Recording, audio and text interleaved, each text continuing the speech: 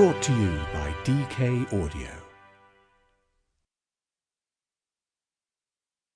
DK Audio presents Ancient Egypt by Justine Willis, read by Nabil Elouahabi. Introducing Ancient Egypt. This audiobook includes a downloadable PDF with some useful images and diagrams that feature throughout. Kemet and the River of Life. The civilization of ancient Egypt grew up on the narrow, fertile strip along the banks of the River Nile. The river was the source of life and a transport route through the desert on either side. Black Land. The ancient Egyptians called their country Kemet, the Black Land. The name comes from the dark soil of the Nile floodplain. Each year, the river flooded, spreading rich, fertile earth.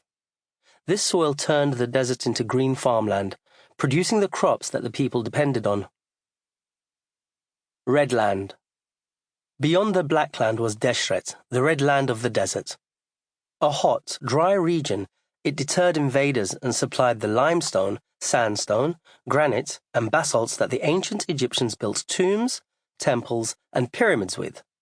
This huge, unfinished granite obelisk was abandoned in its quarry at Aswan.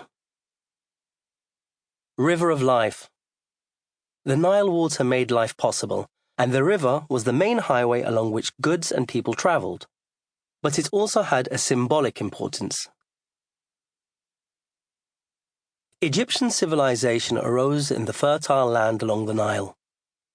Egypt's towns and temples all lay in this strip, whereas the tombs were in the desert. The first capital city, Memphis, lay in the north, while Thebes became an important city further south. You can find a map of Egypt with the fertile land shown in green on the downloadable PDF that comes with this audiobook. Towards the northern end of the Nile are the pyramids of Giza. These enormous stone tombs were built more than 4,500 years ago, near Memphis, the first capital of ancient Egypt. Further south, near Upper Egypt, you can find the Temple of Luxor. Hundreds of temples were built along the Nile. The Temple of Luxor was begun in around 1400 BCE in Thebes on the east bank. Near the temple you can find the valleys of the kings and queens. On the west bank of the Nile, these valleys are the burial site of almost all of Egypt's rulers between 1539 and 1075 BCE. Even further south, near Kush, are the temples of Abu Simbel.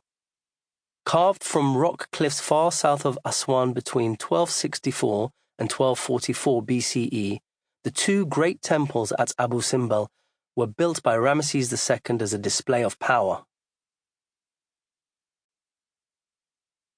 Timeline of Egypt.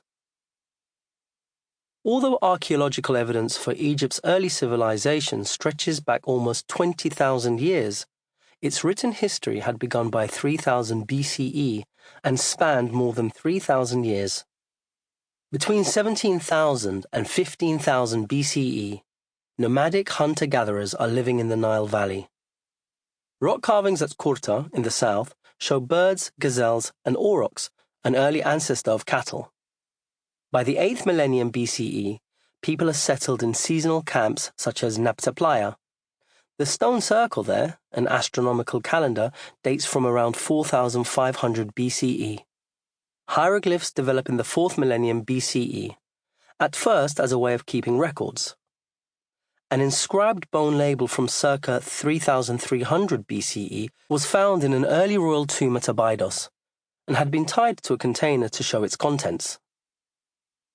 By around 3,100 BCE, Egypt is united in what is known as the pre-dynastic period. The lands along the Nile are made up of two kingdoms, Upper and Lower Egypt. King Narmer unites them and is the first to rule over both. After him, kings wear a double crown, representing both kingdoms. Between 2686 and 2181 BCE, the first great period of Egyptian history sees the kings assume greater central power. This Sample complete. Ready to continue?